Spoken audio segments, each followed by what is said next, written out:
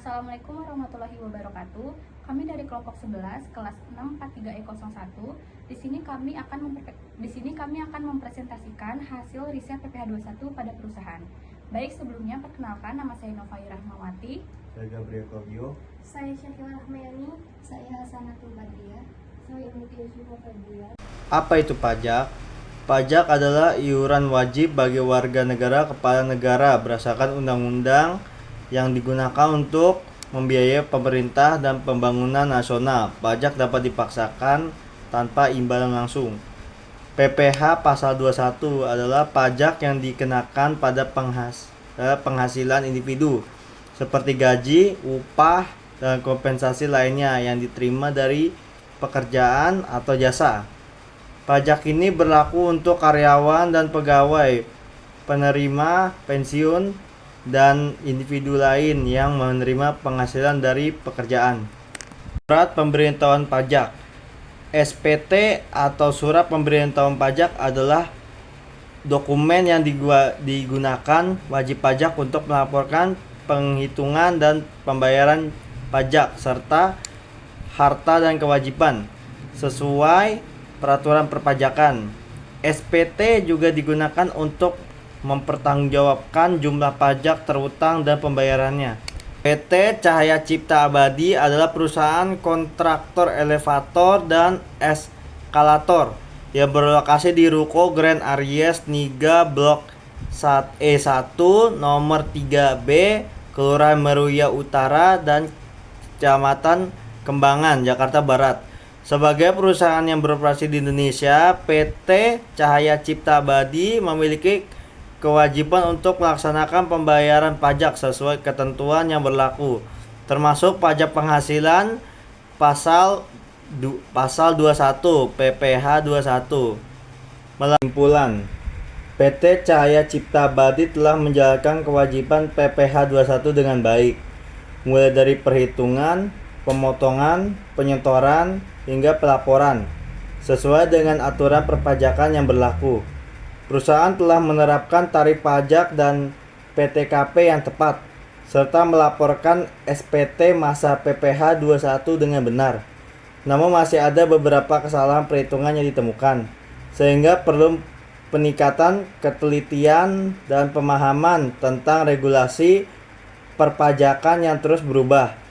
Dengan evaluasi dan peningkatan kompetensi di bidang perpajakan, PT Cahaya Cipta Abadi dapat meningkatkan kepatuhan dan efektivitas pengelolaan PPH 21. Di sini ada contoh dari formulir A1 atau disebut juga bukti potong dari karyawan B.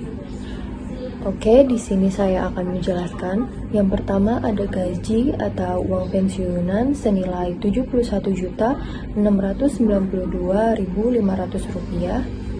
Kedua ada tunjangan PPH senilai Rp384.770. Dan yang ketiga ada tunjangan lainnya seperti uang lembur dan segalanya senilai Rp72.000. Keempat ada honorarium dan imbalan lainnya dikosongkan. Lalu yang kelima ada premi asuransi yang dibayarkan pemberi kerja senilai Rp4.059.968. Keenam, kosong, tidak menerima dalam bentuk natura dan kenikmatan lainnya. Yang ketujuh, bonus atau THR senilai Rp6 juta. Kedelapan adalah jumlah penghasilan bruto selama 1 tahun sebesar Rp82.576.238. Selanjutnya adalah biaya-biaya yang harus kita bayarkan, contohnya ada biaya jabatan atau biaya pensiun sebesar 5% dari penghasilan bruto senilai Rp4.128.811. Untuk poin 10, iuran terkait pensiun atau hari tua adalah kosong. Poin 11, zakat atau sumbangan keagamaan yang bersifat wajib juga kosong. Lalu poin 12, jumlah pengurangannya senilai Rp4.128.811. Selanjutnya adalah perhitungan PPh pasal 21. Poin 13 adalah jumlah penghasilan neto yang dikurangkan dari poin 8, Rp8.576.238 dan dikurangi poin 12, Rp4.128.811 senilai Rp78.477.427. Poin 14, penghasilan neto masa pajak sebelumnya ini kosong. Untuk jumlah penghasilan neto PPh pasal 21 tidak ada pengurangan, tetap senilai Rp78.477.427. Lalu untuk penghasilan tidak kena pajak atau PTKP senilai 72 juta. Poin 17, penghasilan kena pajak disetahunkan sebesar Rp6.447.000. Dari Rp78.477.427 dikurangi Rp72 juta.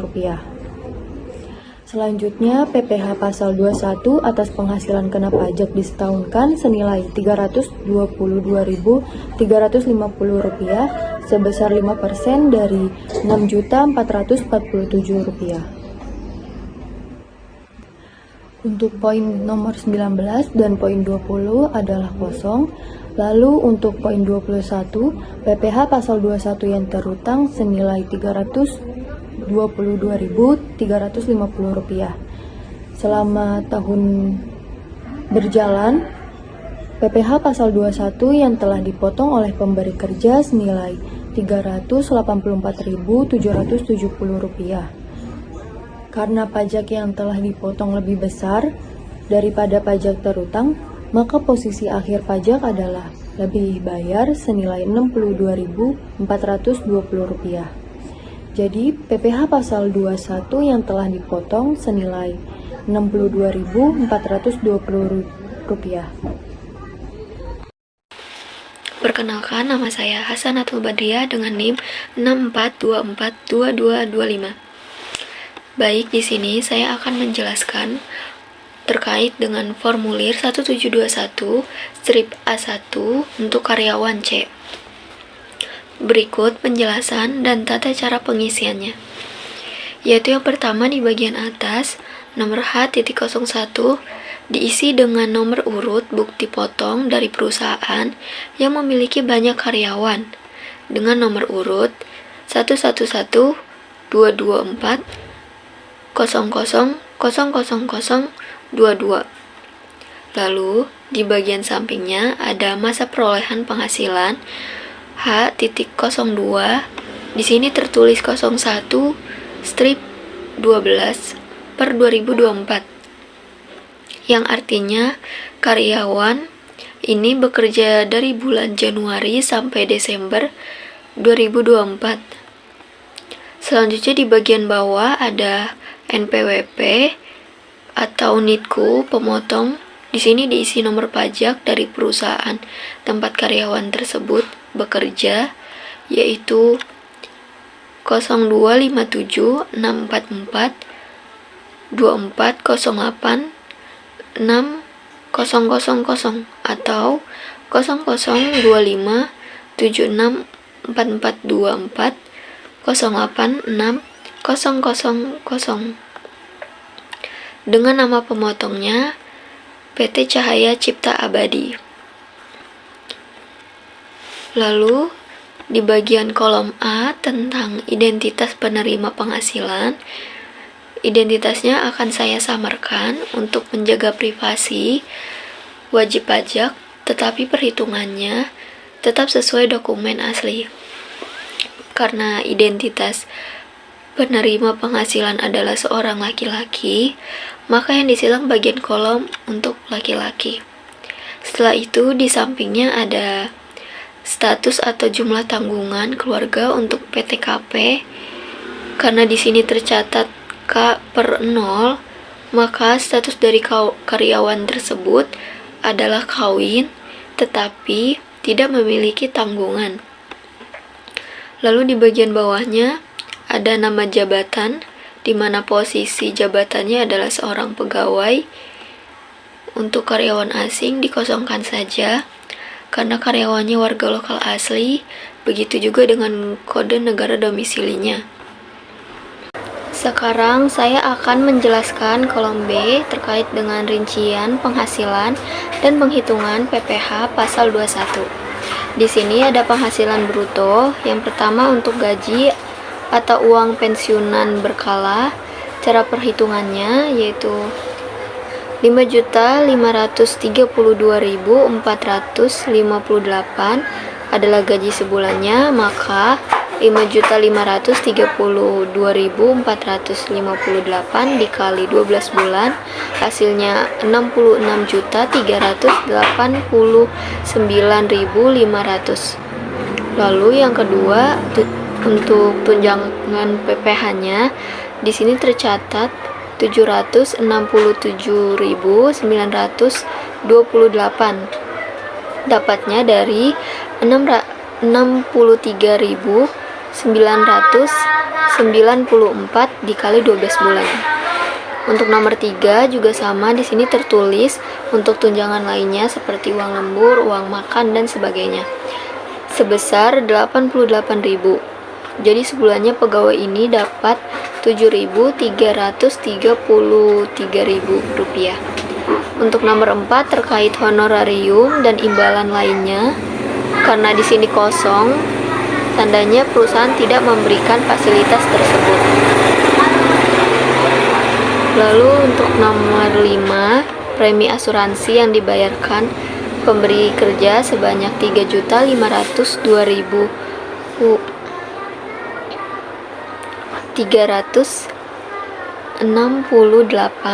berarti asuransi sebulannya adalah 291.864. Untuk nomor 6, penerimaan dalam bentuk natura dan kenikmatan lainnya juga dikosongkan. Lalu kolom nomor 7 untuk bonus, THR dan lain-lain 5.554.500. Dan nomor 8 di sini jumlah penghasilan bruto untuk dari nomor 1 sampai nomor 7 sebesar 76.302.296. Berikutnya kita akan membahas kolom pengurangan yang terdiri dari nomor 9 sampai nomor 12. Nah, untuk nomor 9 di sini berisi tentang biaya jabatan atau biaya pensiun sebesar 3.815.114. Untuk nomor 10 terkait iuran hari tua di sini dikosongkan, yang berarti perusahaan mungkin memang tidak memberikannya. Dan untuk nomor 11 terkait zakat dan sumbangan juga dikosongkan. Lalu untuk nomor 12 jumlah pengurangan dari nomor 9 sampai nomor 11 sebanyak 3.815.114.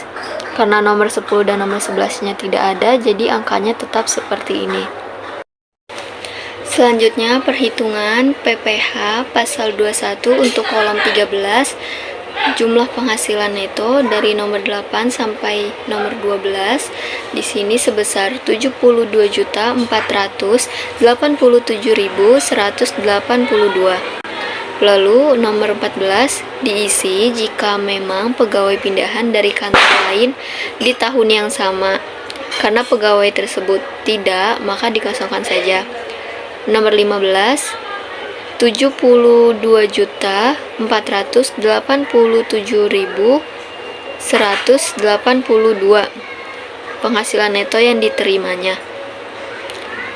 Untuk nomor 16 di sini PTKP-nya pegawai yang adalah K/0 yaitu kawin tetapi tidak memiliki tanggungan menurut Undang-Undang HPP nomor 7 tahun 2021, pegawai tersebut akan mendapatkan 58.500.000. Lalu untuk nomor 17 penghasilan kena pajak yaitu sebesar 72.487.182 dikurang 58.500.000. Hasilnya 13.987.000 dibulatkan ke ribuan ke bawah. Untuk baris ke-18 PPh 21 atas penghasilan kena pajaknya ini dihitung pakai tarif yaitu sebesar 5% dikali 13.987.000. Hasilnya 699.350. Lalu untuk nomor 19 dan 20 dikosongkan saja. Setelah itu untuk nomor 21 mengenai PPh pasal 21 terutang dari nomor 18 sampai 20 yaitu sebesar 699.350. Untuk baris nomor 22 yang A di sini ditulis tunjangan PPh-nya, sedangkan yang nomor 22 bagian yang B dikosongkan saja karena PPh pasal 21 tersebut tidak ditanggung pemerintah. Untuk baris nomor 23 PPh yang telah dipotong karena angka dalam kurung 68.578 artinya pajak yang sudah Anda bayarkan lewat gaji bulanan dari bulan Januari sampai November lebih besar dari hitungan akhir tahun, perusahaan wajib mengembalikan uang ini ke si pegawai tersebut. Terakhir, saya akan menjelaskan bagian C terkait identitas pemotong dan QR kodenya. Yang pertama ada C.01. Di sini berisi NPWP atau NITKU. Di sini diisi identitas pimpinan atau bendahara yang menandatangani. Di sini tertulis 67.249.0/044.000. Lalu C.02 itu nama penanda tangannya oleh Dian Setia W. Untuk C.03 itu tanggal yang dimana tanggal dokumen ini dibuat yaitu 31 Desember 2024. Lalu QR kodenya akan muncul langsung ke server DJP yang memvalidasi bahwa dokumen ini asli dan bukan hasil editan. Surat pemberitahuan SPT masa pajak penghasilan pasal 21 atau penghasilan pajak 26. Masa pajak yaitu tanggal 12 tahun 2024. Yang pertama adalah identitas pemotong. NPWP A.01 02 57 64 42 40 86 000.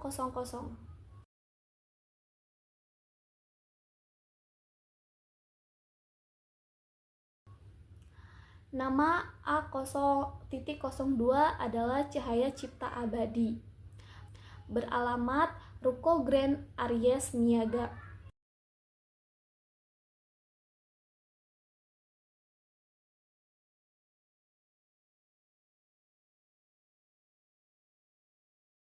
Nomor telepon 021 70 78 0541.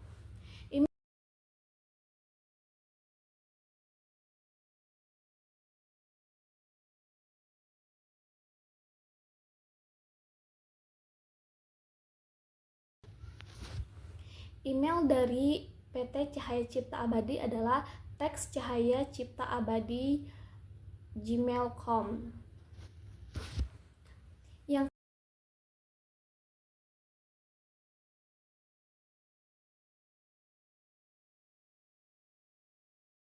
selanjutnya objek pajak penerima penghasilan.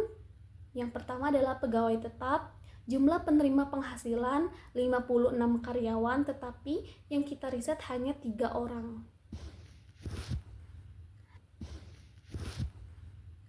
Jumlah penghasilan bruto dari 3 karyawan tersebut adalah 269.597.387. Jumlah pajak yang dipotong 3 karyawan tersebut sebesar 3.841.631. Selanjutnya ada bukan pegawai. Bukan pegawai lainnya itu dikosongkan saja karena PPh pasal 21 tersebut tidak ditanggung pemerintah. Selanjutnya penjumlahan angka. Jumlah penerima penghasilan 3 karyawan. Jumlah penghasilan bruto 269.597.387. Jumlah pajak dipotong sebesar 3.841.631.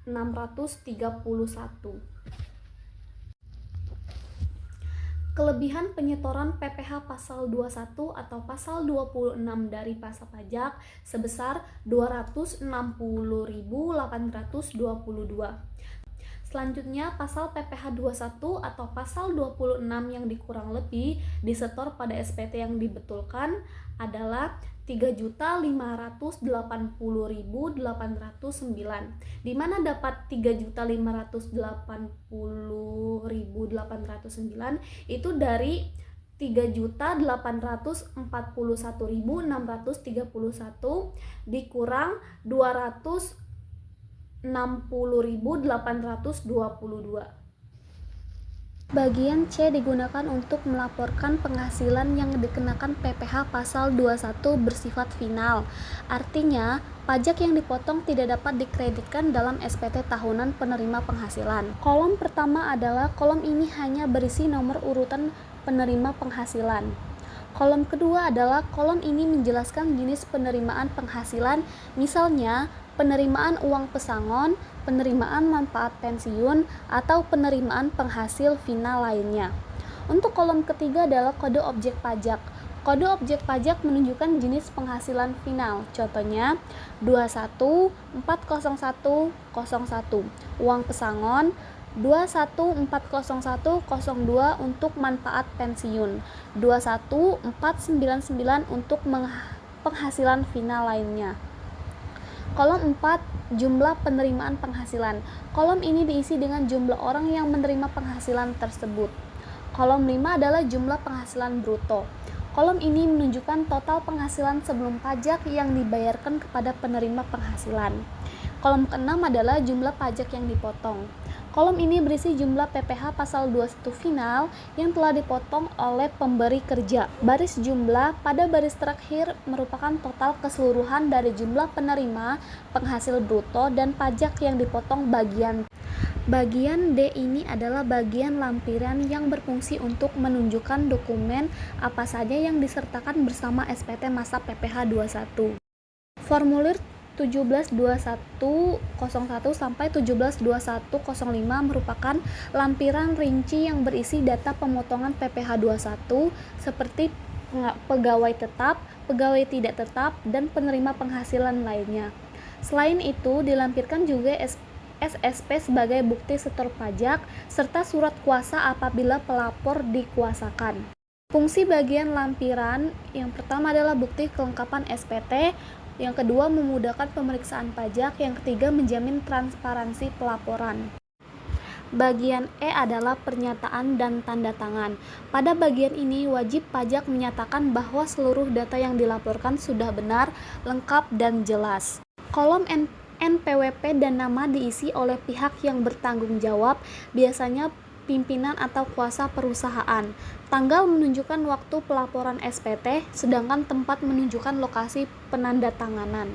Dengan diisinya bagian lampiran serta pernyataan dan tanda tangan, maka SPT masa PPh 21 dinyatakan lengkap dan sah secara administrasi. Sekian dari kelompok kami, mohon maaf jika ada kekurangan. Wassalamualaikum warahmatullahi wabarakatuh.